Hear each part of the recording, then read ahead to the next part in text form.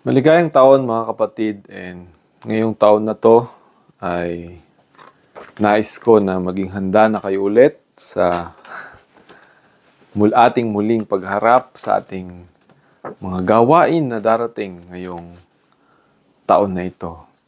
Sa ating mga feeding program, sa ating mga Sunday service, sa ating outreach doon sa Mindoro. Mag-umpisa na kayong mag-ipon, mag-umpisa na kayong maghanda, mag-umpisa na kayong magtabi. And para even dun sa ating susunod na Children's Fest sa susunod na December 2025 is paghandaan na natin. Ihanda na natin yung ating mga sarili. Ihanda na natin yung ating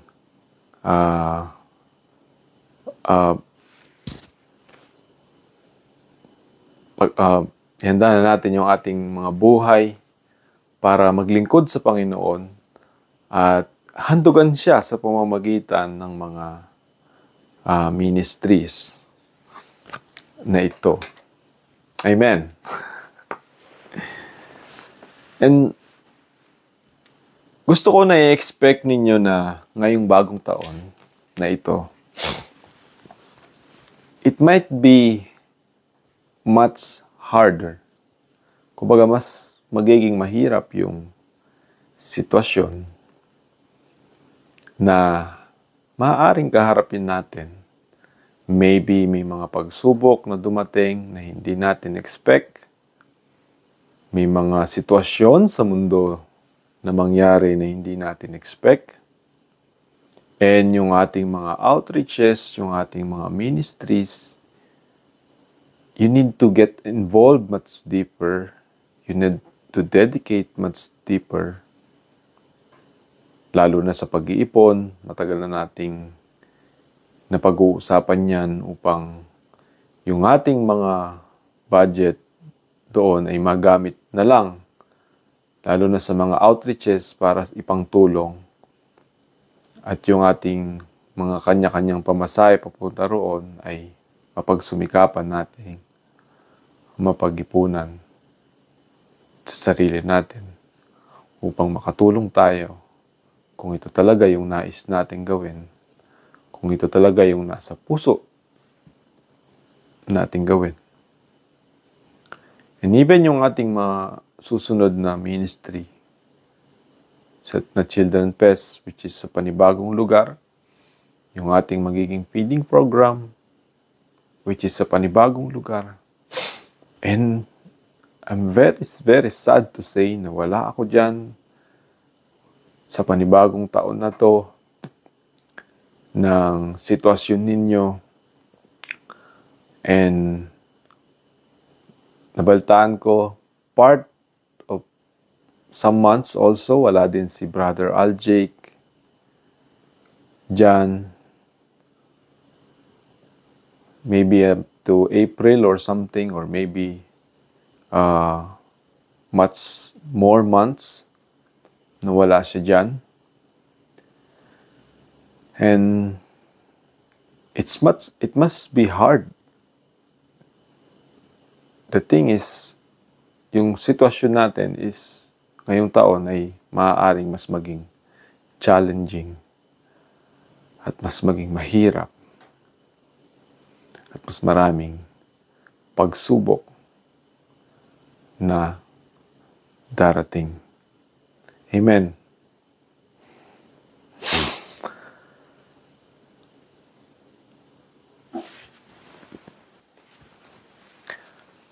Mahirap pang sabihin mga kapatid, pero ang dahilan kung bakit mabibigat yung ating mga pagsubok na nararanasan or pabigat ng pabigat yung ating mga pagsubok na nararanasan na minsan ang hirap tanggapin, na minsan ang hirap isipin, hindi ka pa nga nakakamove on nung nakaraang taon, hindi ka pa nga nakakamove on doon sa pagod mo nung nagdaang taon. Heto na naman, panibagong taon na naman, na para bang let's expect something better. let's expect something much happier. Let's expect something much joyful, di ba? Something na mas maginhawa sa buhay. Something na magpapagaan ng buhay natin.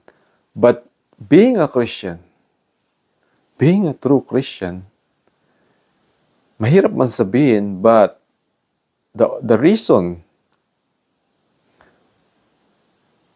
kung bakit ko nasasabi na mas mabigat yung mga pagsubok na darating ngayong taon na ito is dahil yung ating mga pangalan ay nakasulat sa aklat ng langit. Sabi dito sa verse 20, ngunit magalak kayo, hindi dahil napapasunod ninyo ang masasamang espiritu, kundi dahil nakatala sa langit ang inyong mga pangalan.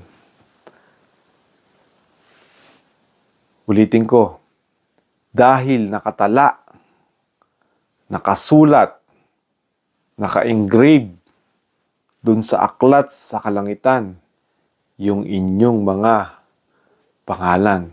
Di ba? Bakit ba ako napasama dun sa mga pangalan na yun? Di ba? Parang ganun yung question eh. Na kapag nakasulat, yung pangalan mo, doon sa aklat ng langit, what can we expect in this world? Alam natin na binibigyan tayo ng kaginhawaan ng Diyos sa ating mga suliranin sa buhay. Pero hindi ibig sabihin na tatanggalin niya tayo. Aalisin niya tayo dun sa mga suliranin na yun para tayo'y magkaroon ng kaginhawaan. Madalas, tinutulungan niya tayong ma-overcome yung mga suliranin na yun para mapatotohanan din yung ating mga pananampalataya. Para tumibay din yung ating mga pananampalataya. And this year of 2020 to 2025, same lang naman din yung mga pagsubok na nagdaan noong 2024. Meron tayong feeding program, meron tayong outreaches, meron tayong outreach dito, meron tayong outreach doon. But I can say na yung ating mga sitwasyon ay lalong mas pumibigat at mas humihirap. Bakit? Dahil nga yung ating mga pangalan. Kasi kung ibang pangalan yung nandun, hindi tayo yun, di ba? Kung ibang pangalan yung nandun, okay lang na sabihin natin, ayaw natin dun sa suffering, ayaw natin dun sa mga pagsubok na darating. Pero pangalan natin yung nandun di ba? It's our name written, sabi ni Jesus Christ. Magalak kayo because your names are written. Dahil nakatala sa langit ang inyong mga pangalan. Di ba? Tignan mo yung katabi mo. Alam mo yung pangalan niya. Yung pangalan niya nakatala sa aklat ng langit. And that's the reason why you are enduring this suffering. And every year, lalo yung tumitindi at lalo ka pang sinusubok. Lalo ka pang nagbabago. Lalo ka pang nagiging mahusay.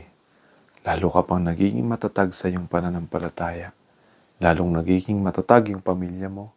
Lalo kang nagiging matatag sa sarili mo. Dahil ang Diyos yung naggagabay sa iyo dahil nakasulat yung pangalan mo sa aklat niya. Amen. That's why meron mga challenges sa buhay. Gusto kong basahin sa aklat ng Luke chapter 10, yung panimula ng chapter na ito, kung saan isinugo ni Jesus Christ itong 72 na disciples. Bukod doon sa 12, isinugo niya itong 72 na disciples. And gusto kong i-compare natin to doon sa mga outreach na ginagawa natin. Isipin natin ikaw isa ka dito, isa tayo dito sa mga 72 na to.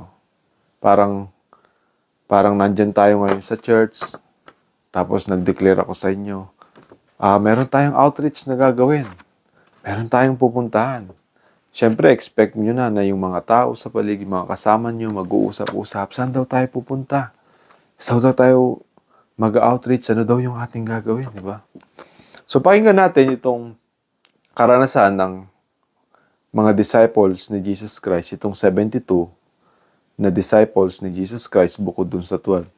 Maaaring itong mga taong ito ay hindi naman kagaya ng buhay ng mga apostles na kasakasama ni Jesus Christ saan man siya magpunta. Marahil itong mga disciples na ito ay somewhere malapit sa kung saan si Jesus Christ nanunuluyan at palagi niyang na-encounter itong mga taong ito. Sabi niya, pagkatapos nito, pumili pa ang Panginoon ng 72. Sila ay sinugo niya ng dala-dalawa sa bawat bayan at pook na pupuntahan niya. Siyempre, imagine niyo, 72 yung tao. Tapos nagtawag si Jesus Christ na sabi niya magpapamiting siya. Parang tawagin niyo itong 72. Magmi-meeting tayo. Magkakaroon tayo ng outreach. 'Di ba? Sinabi niya sa kanila, napakarami ng aanihin. Ngunit kakaunti ang mga mag-aani. Idalangin ninyo sa may-ari ng anihan na magpadala pa siya ng mga mag-aani. Siyempre, excited ngayon yung mga 72. Excited ngayon itong 72 na disciples. Parang, saan tayo pupunta? Wow! Outreach. Meron tayong ministry na gagawin, di ba? Akala natin yung 12 lang yung meron. Pero meron din pala tayo. So maybe excited sila sa outreach na kanilang gagawin. And dahil excited sila, magtatanungan sila ngayon kung saan sila pupunta. Pwedeng sa part natin, mag-iisip tayo, di ba? Sa atin mismo, nag-iisip tayo kung ano yung mga outreaches. So, punta tayo ng Mindoro. Wow! Di ba? Parang exciting kasi ano kayang meron doon? Ano kayang lugar yung makikita ko doon? Siguro, nakaka-excite kasi yung paligid mo, yung ambience ng paligid, yung itsura ng paligid, medyo kakaiba. May kasamang pasyal yung outreach mo. May kasamang gala yung outreach mo. May kasamang picture-picture yung outreach mo, di ba? May kasamang experience yung outreach mo. Na minsan, madalas, hindi naman din talaga yung outreach yung 50% or yung 100% ng reason natin kung bakit tayo sumasama sa mga ministries, sa mga outreach na ganyan. 50% ng reason natin, or madalas 80% ng reason natin is dahil bago yung lugar.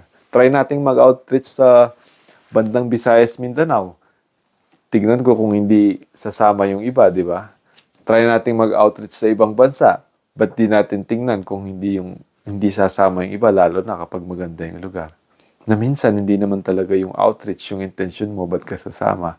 Kundi yung lugar na pupuntahan na parang gusto mong mabisita, gusto mong makita, at gusto mong ma-experience, lalo na pag libre. So, expect nyo na itong mga disciples ni Jesus Christ na 72, they have the same mind. They have the same thinking. Kung ano yung expect nila na gagawin. So parang sabi niya, nung pinatawag ni Jesus Christ itong 72, may meeting. Siyempre, nabalitaan nila si Jesus Christ. Gumagawa ng himala. Nagpakain siya, nagpagaling siya. And gusto pa nilang ma-witness lalo yung mga bagay na ito. Lalo na pagdating, maybe yung iba, lalo na pagdating sa pagkain. Diba? Baka yung iba, minsan lang nabusog. Nung pinakain niya yung 55,000 and more, doon lang nila na-experience ng kumain ng sobra-sobra at nabusog sila. At gusto nila ulit maranasan yung mga ganitong karanasan kasama ni Jesus Christ. So sa verse 3, sabi dito, maybe ito yung unang tanong ng mga isusugo ni Jesus Christ. Saan kaya sila? Saan kaya tayo pupunta? Diba? Sabi niya, saan kaya tayo pupunta? So, bilang sa dami ng 72, malamang sila mismo magtatanungan at maraming mag-iisip na pupunta sila sa mga lugar na kaaya-aya. Maybe pupunta sila sa templo, maybe pupunta sila dun sa mga lugar na banal, dun sa mga lugar na payapa, 'di ba? Sa mga lugar na moderno, dun sa mga lugar na magaganda, 'di ba? Parang maybe may magsasuggest pa kay Jesus Christ, Lord, doon tayo pumunta sa ganitong ganyan. Doon tayo mag-outreach, doon natin gawin yan kung ano man yung gusto mong nais mong gawin. Pakita mo sa amin para makapunta kami doon, di ba? And out from their expectations, si Jesus Christ, ang sabi niya sa verse 3, humayo kayo, sabi niya, isusugo ko kayong parang mga tupa sa gitna ng mga asong gubat. Parang, wow. Parang, at in sudden moment, yung expectation mo na maganda, naging kabaligtaran. Parang, sino ba naman matutuwa na isusugo ka na parang tupa sa gitna ng mga asong gubat? Ibig sabihin, ang tinutukoy na lugar ni Jesus Christ, yung mga lugar na mapanganib, yung mga lugar na talagang masusubok ka, at yung lugar na talagang mahihirapan at papahirapan ka. Talagang mga lugar na challenging sa kanilang buhay. Sabi niya, isusugo ko kayong parang mga tupa sa gitna ng mga asong gubat. Parang kung ikaw yung kasama doon sa 22, mapapatahimik ka na lang. Lord, bakit naman ganun? Bakit naman ganun yung lugar na pupuntahan natin? Di ba pwedeng dito na lang sa mga taong ito? Bakit yung mga taong yun pa? Yung mga taong yun na wala nang ginawa, kundi sumamba sa Diyos-Diyosan, doon pa yung share. Bakit hindi na lang ito ng mga kapatid naming mga Israelita? Ito na mga kamag-anak namin. Ito, mga kakilala namin to. Kasundo namin yung mga yan. Papakinggan kami ng mga yan. Bakit doon pa sa mga taong alam mo namang hindi makikinig sa amin? Di ba? Complain and complain. O sige, payag na sila. Let's say, sige Lord, payag na kami. Kahit saan pa yan, kahit sa mga lugar na may asong gubat pa yan. Tanong na naman nila, parang, siyempre magre-ready tayo, di ba? Magre-ready tayo. Baka may uniform kami dyan, Lord. Baka meron kaming t-shirt. Meron kaming t-shirt, patatak natin, lagyan natin ng pangalan ni Jesus Christ. Di ba? The King of the Jews. O kaya, ano yung budget natin, Lord? Ano yung pera namin dyan? Di ba? Baka meron kang allowance dyan. O kaya, yung mga baon naming tinapay, bibigyan mo ba kami ng bag na yung tinapay tsaka yung isda hindi nauubos yung laman sa loob?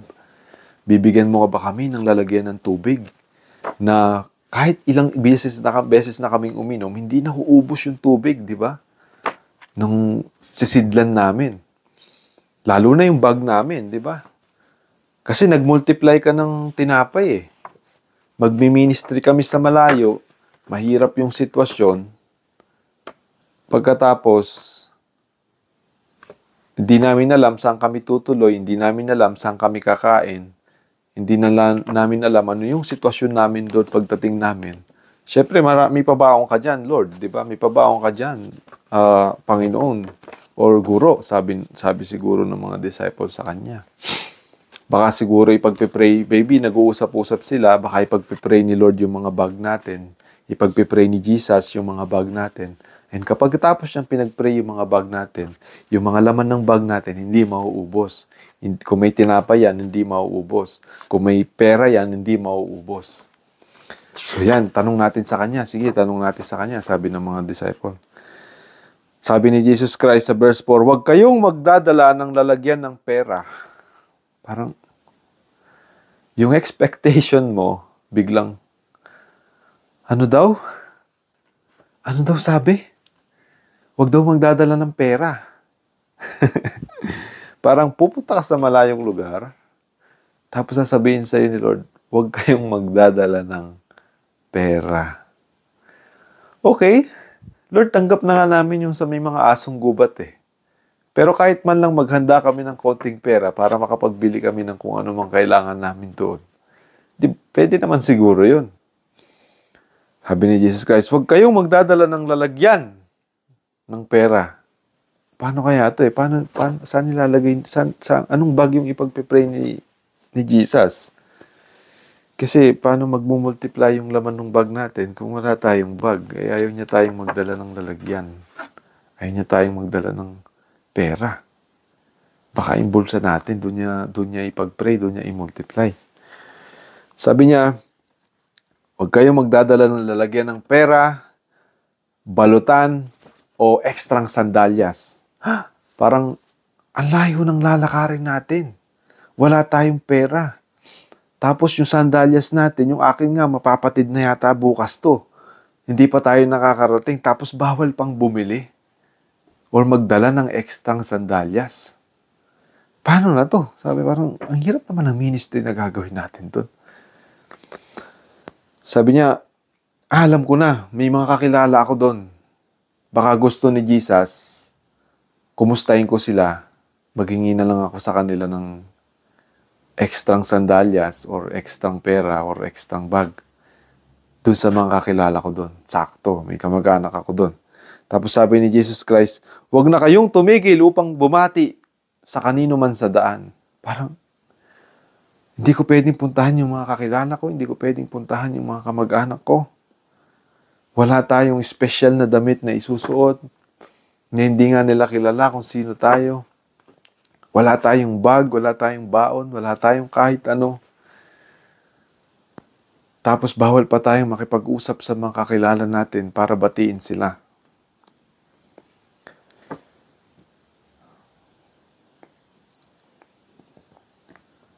Tapos, sabi ni Jesus Christ, sabi siguro ng mga taong yun, sabi nila, hindi kasi kayo naghihintay. Siguro may inihandang lugar si Jesus Christ doon. Natutuluyan natin. Baka nagrenta na siya ng hotel. Nagrenta na siya ng special na resort or nag-special na hotel na doon naman na talaga ipoprovide yung mga kakainin natin doon.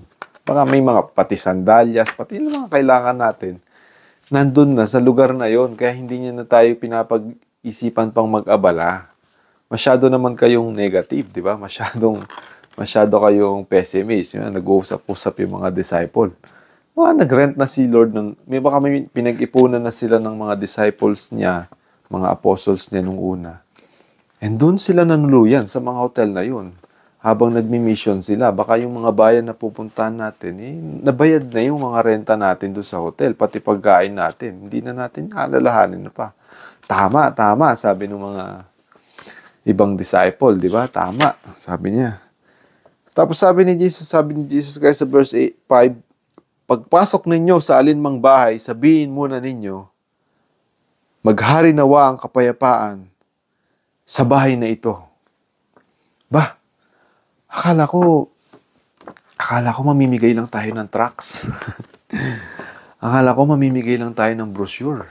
Ano yung kakatok daw sa mga bahay-bahay at magsasabi ng maghari ang kapayapaan sa bahay na ito? Parang, hindi nga ako nakapag-aral ng theology. Hindi nga ako nagba-Bible study. Minsan ko palang, hindi ko naman lagi naririnig si Jesus magturo. May mga narinig ako pero hindi naman ganun kadami. Tsaka di ako ganun ka-proud magsalita. Bakit kakatok daw sa mga bahay-bahay? Akala ko magbibigay lang ng tracts dun eh. Parang ikukwento lang sa iba na nandyan na siya, paparating siya, pupunta siya dito. Magpipreach ba tayo doon? Mag-Bible study ba tayo doon? Sabi niya, pagpasok ninyo sa alinmang bahay, sabihin muna ninyo, maghari nawa ang kapayapaan sa bahay na ito. Papasok tayo sa mga bahay-bahay. Doon sa mga lugar na yun, nakakatakot na nga yung mga tao, papasukin pa natin yung mga bahay nila. Baka nga sa bayan pa lang, ayaw na tayong papasukin. Doon pa kaya sa mga bahay ng mga tao doon, parang nakakaba naman yung ministry na to. Pero okay lang. May hotel naman tayo doon doon naman tayo matutulog. Siguro pagkatapos nating mapagod sa buong araw, mag-share ng salita niya sa buong araw, at least makakauwi tayo sa magandang hotel, makakakain tayo ng masarap at makakatulog. Ang sabi niya sa verse 6, kung maibigin sa kapayapaan ang nakatira doon, tatanggapin nila ang kapayapaan ninyo. Ngunit kung hindi, babalik sa inyo ang inyong pagbasbas. Sabi sa verse 7, makituloy kayo sa bahay na iyon. At huwag kayong magpapalipat-lipat ng tinutuluyan. So sabi niya, parang asan na yung hotel ba? Parang akala ko ba may hotel? Oo, akala ko rin sabi nung isang disciple. Akala ko rin may hotel, akala ko may inihanda sa atin kasi ayaw niya tayong papagdalhan ng kahit ano, pati pera. Akala ko inihanda niya yung hotel, wala para. Sabi niya, makikituloy daw tayo doon sa mga bahay ng siyashera natin. Ang hirap naman nun. Hirap naman nun, Brad, sabi nung isa. Makikituloy tayo? Hindi man natin kilala yun Oo nga, pero makikipagkilala tayo, tapos doon tayo makikituloy. Okay. Paano kung hindi tayo patuluin sa buong isang araw? Walang magpatuloy tayo, saan tayo matutulog? Ewan ko, tanong mo sa kanya, sabi nung isa. Sabi niya, makituloy kayo sa bahay na iyon at huwag kayong magpapalipat-lipat ng tinutuluyan. Pwedeng naisip ng iba. Pag pinatuloy tayo, Brad, kumain tayo doon. Pagkatapos natin, lumipat tayo ng bahay. Kumain ulit tayo doon sa kabila. Kaya pag araw-araw doon tayo mag-stay doon sa magagandang bahay. Huwag tayo mag-stay doon sa, makikain lang tayo doon sa mga ibang bahay, pero huwag na tayo mag-stay. Doon tayo sa magagandang bahay mag-stay. Ma-experience natin yung bahay nila. Yung komportable yung higaan, di ba? Maganda yung kusina, maganda yung garden, maganda yung kakainan natin. Doon tayo makituloy, Brad, sabi nung isa. Kaya sabi ni Jesus Christ, huwag kayong magpapalipat-lipat ng tinutuluyan. Manatili kayo, makituloy kayo sa bahay na yon at huwag kayong magpapalipat-lipat. Kainin ninyo at inumin ang anumang hihain sa inyo sapagkat ang manggagawa ay karapat dapat tumanggap ng sahod. So in short, itong mga disciple, kahit nasa sarili nila, nag-uusap-usap sila, dahil tao lang din sila parang tayo lang din sila Sa atin nga, mas komportable pa. Imagine yung ating mga outreach, nakaplano. Imagine yung ating mga outreach, naka-budget. Imagine yung ating mga outreach, merong mga magaganda o matitunong lugar na tutuluyan. Itong mga disciples dito, na 72, bukod sa wala na silang tutuluyan, is makikituloy pa sila sa mga bahay ng iba para sa alang-alang sa outreach na gagawin nila. Pagpasok ninyo sa isang bayan na tinanggap kayo, kainin ninyo ang anumang ihain sa inyo. Tapos sabi ni Jesus Christ sa kanila, nagtanungan ulit sila sa sarili nila, okay, ano kayang gagawin natin doon, di ba? Parang wala naman tayong kakayang maghimala, wala naman tayong kakayang mag-perform ng miracle kagaya ni Jesus Christ. Baka naman mag-expect yung mga tao sa atin. Wala naman tayong pamimigay ng mga food, ng mga toys, ng mga school supplies, di ba? Wala naman tayong ipamimigay ng mga gamit na personal, ng mga bags, ng mga damit, di ba? Baka mag-expect yung mga tao. Paano sila maniniwala sa atin kung wala naman tayong may pamimigay sa kanila? Tapos sabi ni Jesus Christ, pagpasok ninyo sa isang bayan, pagagalingin, sabi sa verse 9, pagalingin ninyo ang mga may sakit doon at sabihin sa mga taga roon, malapit na sa inyo ang kaharian ng Diyos. Parang nakakakabang isipin, pero itong sitwasyon ng mga disciple na ito is even yung pagpapagaling, even yung pagpapakita ng himala, is hindi sakop ng kanilang kakayahan. Pero ito yung iniutos sa kanila ni Jesus Christ. Ngunit pagpasok ninyo sa isang bayan at hindi kayo tinanggap, pumunta kayo sa mga lansangan nito at sabihin, pati ang alikabok ng inyong bayan na dumikit sa aming mga paa ay iniaalis namin bilang babala sa inyo. Ngunit pakatandaan ninyo, malapit na ang kaharian ng Diyos. Sinasabi ko sa inyo, mas kahahabagan pa ang mga taga-Sodoma kaysa bayang iyon sa araw ng paghukom. Ngayon, yan yung sitwasyon nitong 72 na disciples ni Jesus Christ na kung saan nagkaroon sila ng outreach na gagawin. And yung kanilang outreach is talagang matinding pagsubok yung kanilang pinagdaanan. Kaya nga sabi ko kanina, expect natin yung mga mas matitinding challenges na darating. Expect yung mga pagsubok na darating. Ano bang ine-expect natin? What are we expecting this year, di ba?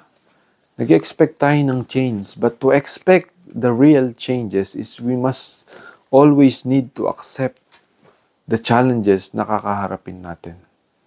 Hindi natin ina-expect yung worst. I mean, hindi natin ina-expect na magkaroon tayo ng worst na outreach sa lahat, magkaroon tayo ng worst na ministry sa lahat, magkaroon tayo ng worst Sunday service every Sunday. What I am expecting is expect the better. Bakit?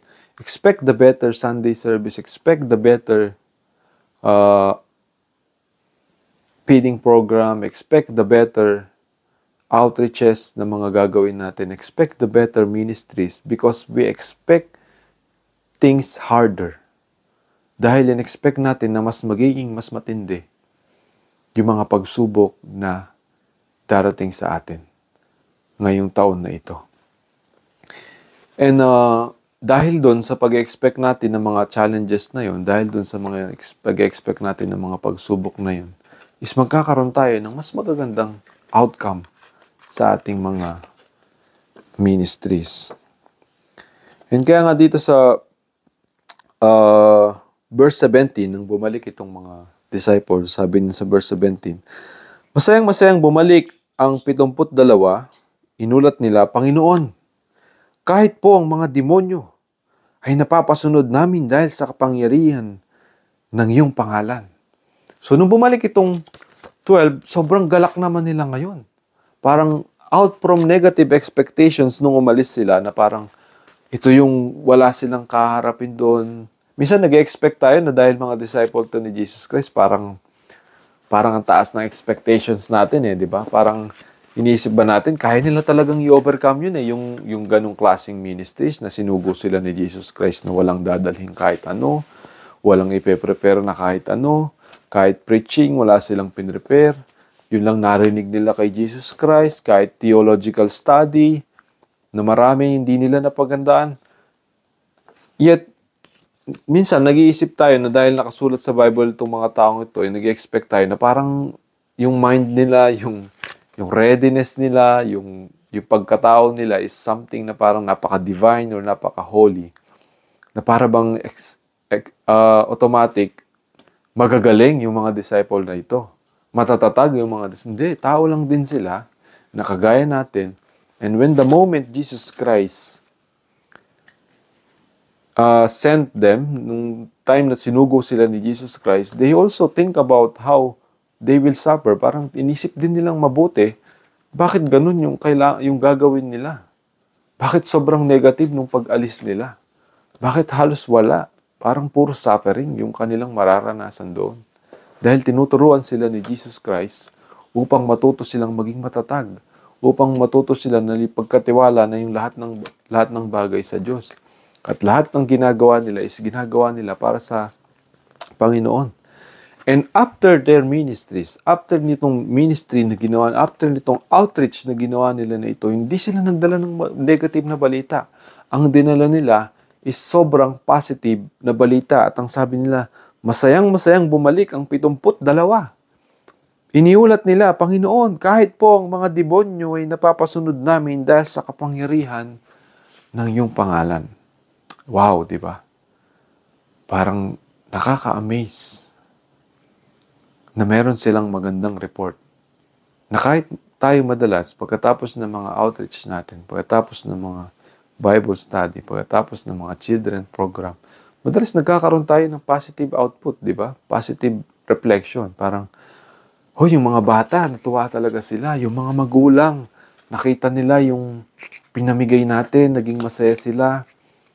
Naging matagumpay yung ating ministry. Yung iba, pinopost pa sa Facebook yung kanilang accomplishment para makita ng lahat, para i-voice out sa lahat na ito ako, ito yung ginagawa ko, ang ganda ng ginagawa ko, lingkod ako ng Diyos, nagsiserve ako sa Kanya, ipopost ko to sa Facebook.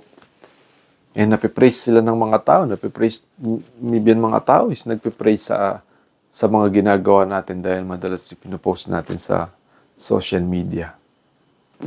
Pero hindi lang yun, hindi lang dahil doon nagiging masaya tayo doon sa outcome din ng mga nakita natin doon kung paano naging ganun yun ka-successful. At dahil naging successful yun, dahil naging bahagi ka ng success na nangyari na yun, nararamdaman mo sa sarili mo na successful ka rin. Nagtagumpay ka rin. Kahit pa may mga sobrang nagtiis, yung iba hindi masyadong nagtiis, pare-pareho yung success na nararamdaman natin at the end of the day. Kung paano naging successful yung ating ginawang ministry. Maybe sariwa pa sa inyo yung inyong naranasan nitong Children's Fest. So maybe may mga bagay na naiisip kayong negative, pero at least ang dami ninyong nagawang bagay na positive. Ang dami ninyong success na napagtagumpayan.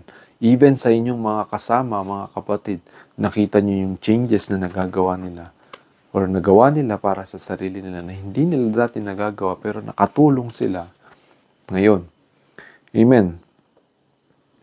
Kaya nga itong mga disciple, pagkatapos nilang magpagaling, pagkatapos nilang magpalayas ng mga demonyo, masayang-masaya silang bumalik at iniulat nila kaagad sa Panginoon.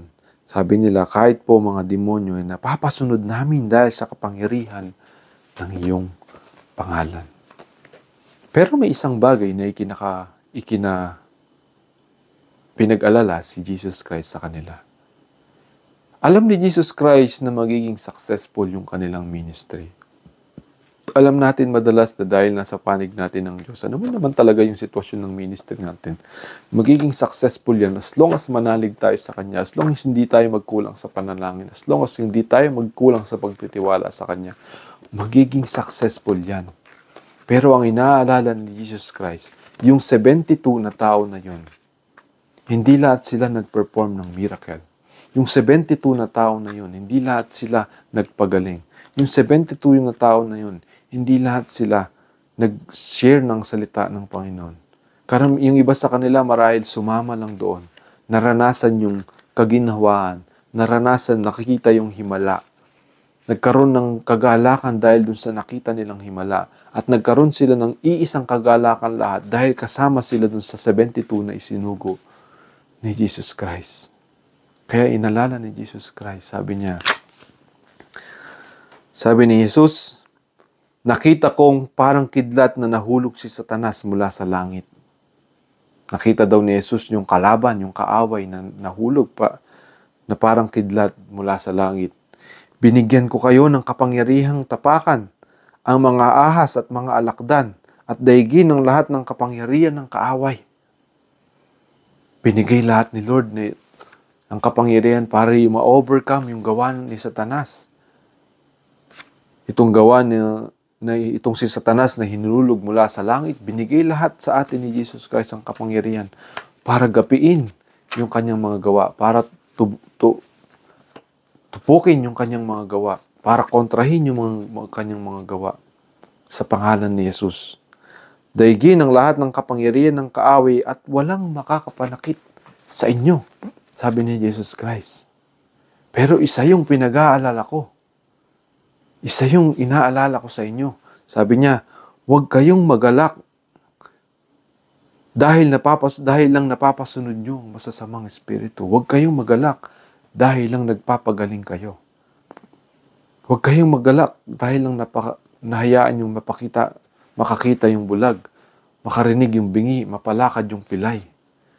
Huwag kayong magalak dahil lang napalayas nyo yung demonyo sa katawan ng isang taong sinasapian. Hindi yun yung dapat yung ikagalak. Oo, nakakagalak yun. Pero ang inaalala ko, hindi lahat kayo. Or maaaring lahat kayo, or maaaring hindi lahat kayo nalalaman na ang tunay na kagalakan ay dahil nakasulat yung inyong mga pangalan sa aklat ng langit, sa aklat ng buhay.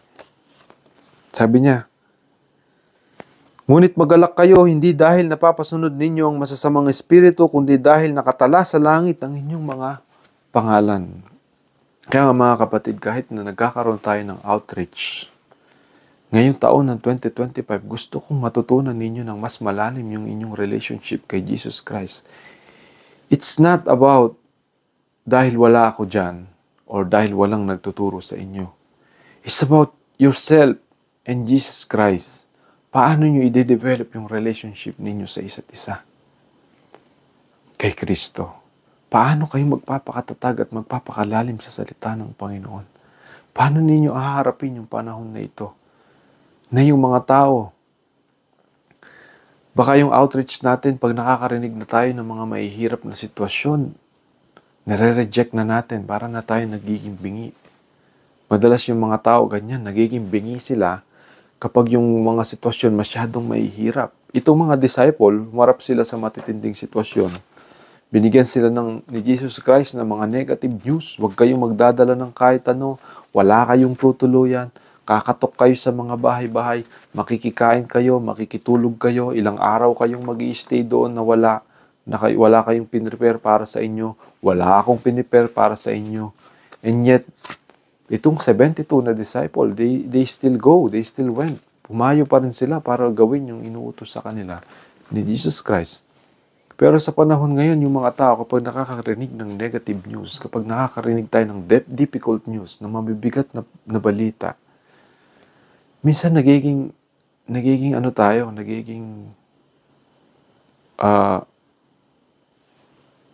bingi tayo. Tinatakpan natin yung ating mga tenga. Tapos, lumalayo tayo dun sa dapat nating gawin or sa inutos sa atin ng Diyos. Diba? Pag nakarinig tayo na walang libre, difficult news, di ba? Pag nakarinig tayo na hindi sasagutin yung pamasahe natin, difficult news.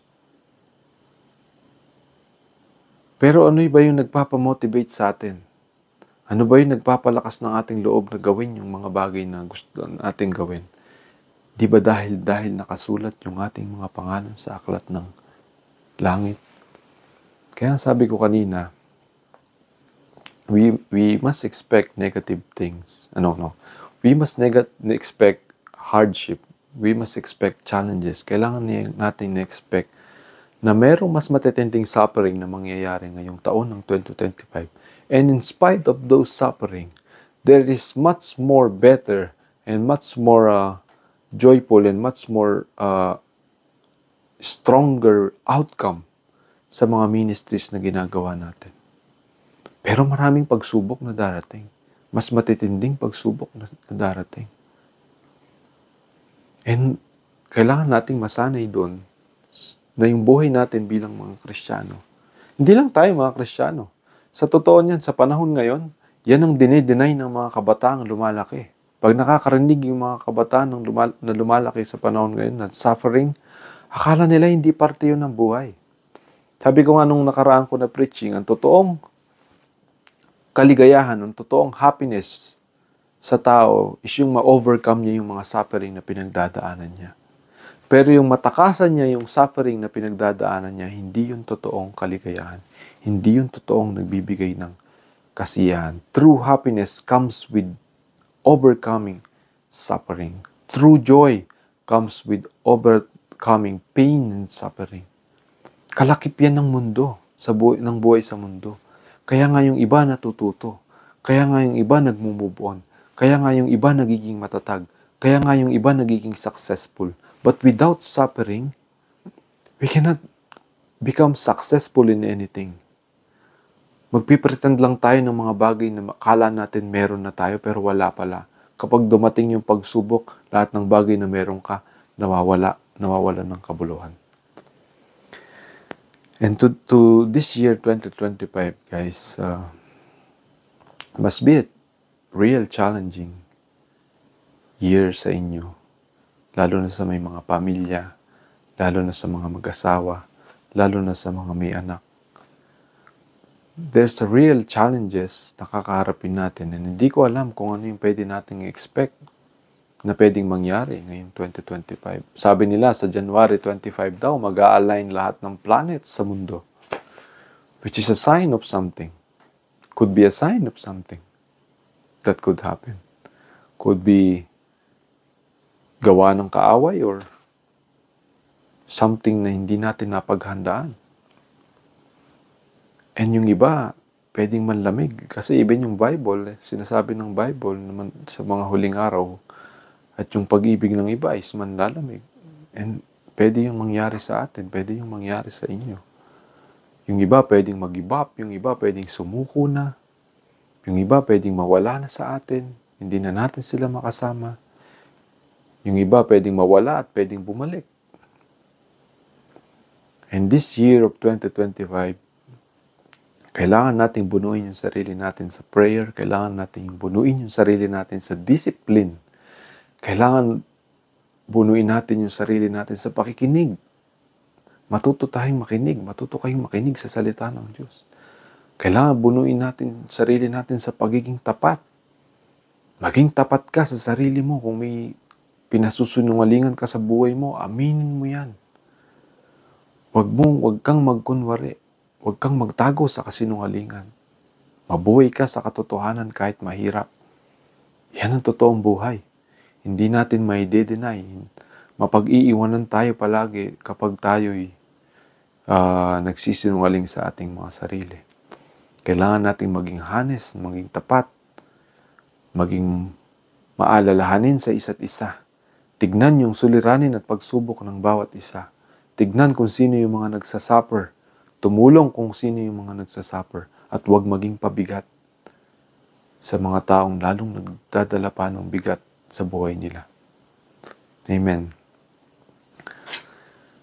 Kaya nga sabi ni Jesus Christ dito sa huling verse, sabi niya,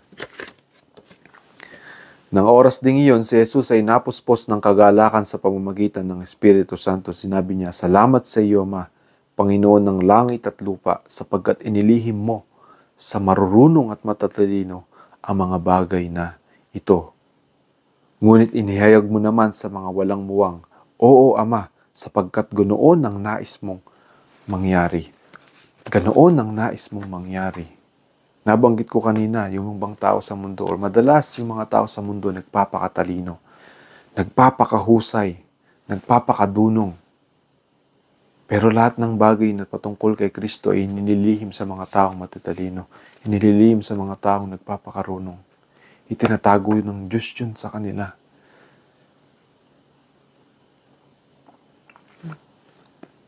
Dahil yun ang kalooban ng Diyos, dahil yun ang gusto niyang mangyari. Na minsan yung mga bagay na akala mo foolish, yung akala mo walang kabuluhan, yung akala mo walang katwiran, hindi mo maintindihan, yun pala yung kalooban ng Diyos. Doon pala siya kumikilos. Doon pala nangyayari yung gusto niya. Yung mga expect mo sa tao na ganito, hindi yun yung nakikita mo. Anyway, that's another subject about this world. Pero si Jesus Christ, nagagalak siya sapagkat hindi niya ito nilihim. Hindi ito nalilihim sa atin. Kaya yun nga mga kapatid, lagi niyong isipin na dahil nagkaroon tayo ng suffering, nagkakaroon tayo ng mga suffering at suliranin sa buhay at kinakaharap natin yan sa araw-araw ng buhay natin. Hindi dahil parte kayo ng KYMC, hindi dahil nire-require ko kayo, hindi dahil para ma-exalt yung KYMC or hindi para mag-benefit yung kahit na sino. Ginagawa natin yan at nagsasuffer tayo dahil nakasulat yung ating mga pangalan sa aklat ng buhay. Tandaan natin, sabi rin ng Bible, hindi tayo taga rito sa lupa. Ang totoong citizenship natin ay nasa langit. Kung gayon, ibig sabihin, yung mga suliranin na pinagdadaanan natin dito sa lupa is parte ng expectations natin sa buhay.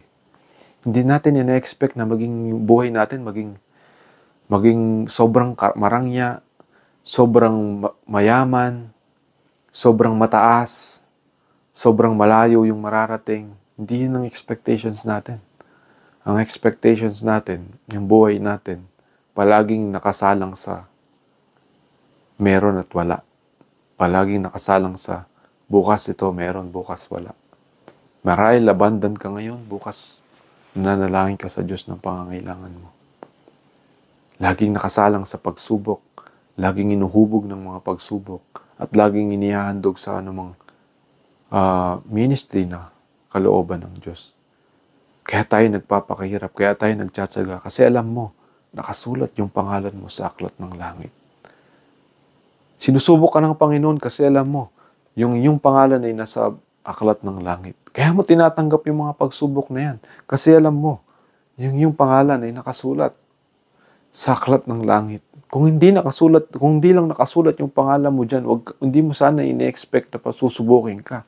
Pero dahil nakasulat yung pangalan mo dyan sa aklat ng langit, alam mo, mag-expect ka rin ng mga pagsubok na darating sa iyong buhay. Walang ibang dahilan. Walang ibang kailangang isipin. Walang ibang kailangang sisihin.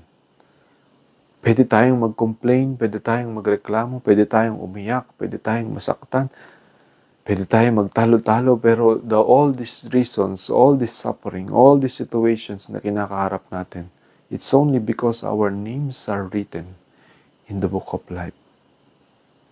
And hindi natin yun kinakalungkot. Yun yung kinakasaya natin. Dahil barang araw, ililigtas tayo ng ating Panginoon at bibigyan niya tayo ng katawang panlangit na hindi na magtitiis. Hindi natin mararanasan yung kaparusahan doon sa apoy. So sa kadagat-dagatang apoy na puro pain and suffering na walang katapusan, walang kaginhawaan, walang katapusang init, walang katapusang apoy na susubok sa tao. Eternal damnation, sabi ng Biblia.